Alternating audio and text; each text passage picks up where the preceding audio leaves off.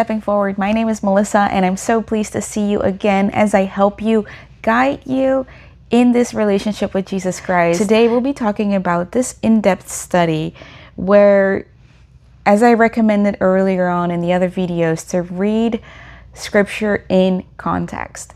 Don't read scripture like a random chapter, unless you kind of have an idea of what the rest of the text already talked about.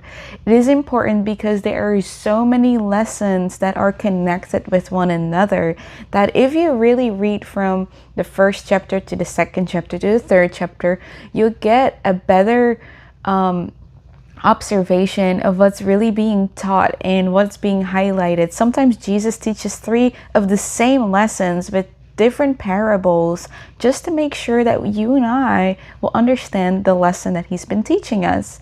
So it is important for us to read the scripture in context and make sure we stop at the right time and not before the context is over. Okay, so with this, I wanted to encourage you, you can read just 1 chapter at a time. You don't need to read the whole book, especially when you do a study that I'll be teaching you about today. You definitely can just take a passage of the 1 chapter or you read the whole chapter, but don't go over a chapter as you study scripture because that's going to be way too much for you, especially as you begin this kind of study.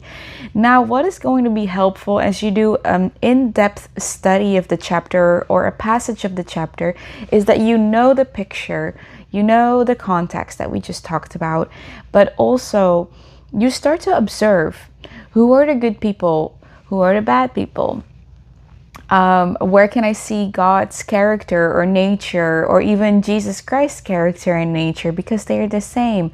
They're 3 in 1, right? The triune God.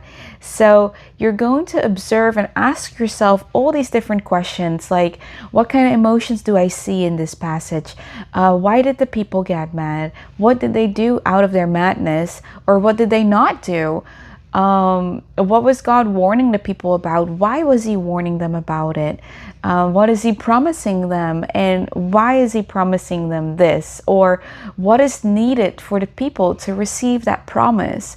You create all these questions to help you really become a Sherlock and observe the scriptures. And the more questions that you learn to ask the scripture itself, you try to find more and more answers in the same passage. Don't make your own conclusions. No, draw your conclusions from the Bible.